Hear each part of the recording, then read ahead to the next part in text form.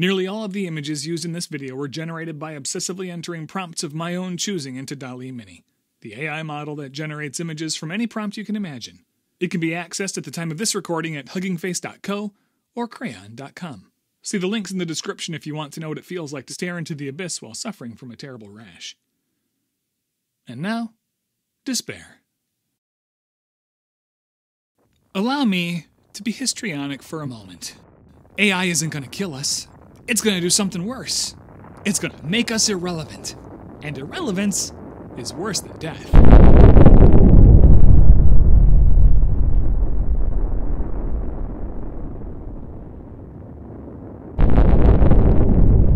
We have to talk about Dall-E, the artificial intelligence program named after Pixar's adorably prescient prophet of doom and last century's horniest mustache. When I first heard about Dall-E, and all that easy-peasy lemon-squeezy art it could make, I was pretty skeptical. Artificial intelligence is the stuff mothers warn their sons to stay away from, like Bad Parts of Town or Philip K. Dick novels.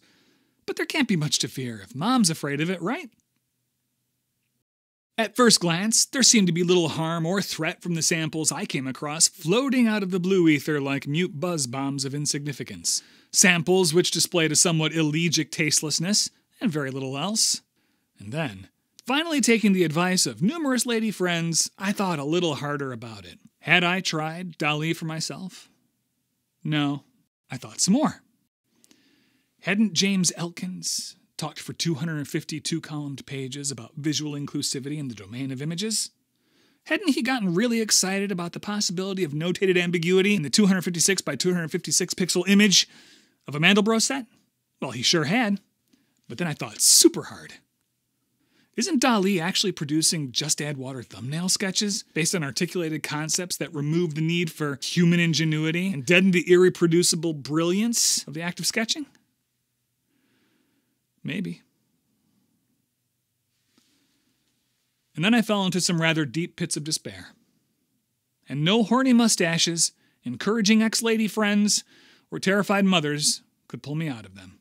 Fortunately, this is where I thrive. I tried using this Dall-E thing myself. Dall-E Mini is an admittedly scaled-down version of a much more powerful program. A program which itself has already been developed into the much-improved output of Dall-E 2. My own first attempts at eliciting artwork from this clunk machine were rather dull and kinda random, producing a couple huhs, but no real oh no's. I hadn't seen anything that could replace myself, my daughter, or Cezanne. Ignore that for now. I began to suspect that maybe I wasn't playing very fair with little Dall-E Mini, so I adopted an approach more consistent with its programming.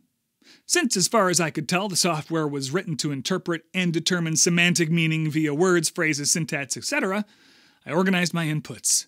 I chose an unlikely noun phrase based upon a couple well-known units of reality, and then asked Dall-E for around 75 variations on these three words: underwater, rose, garden.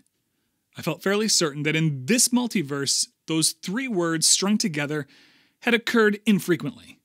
Here are some examples of what underwater rose garden produced.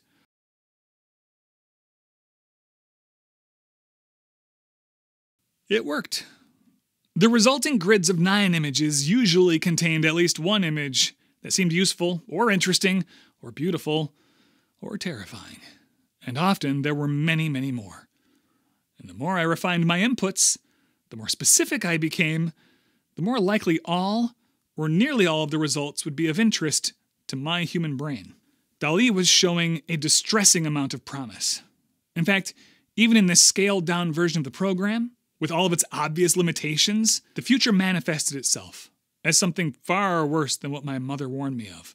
Rather than artificial intelligence killing us all, it threatened to make artists irrelevant.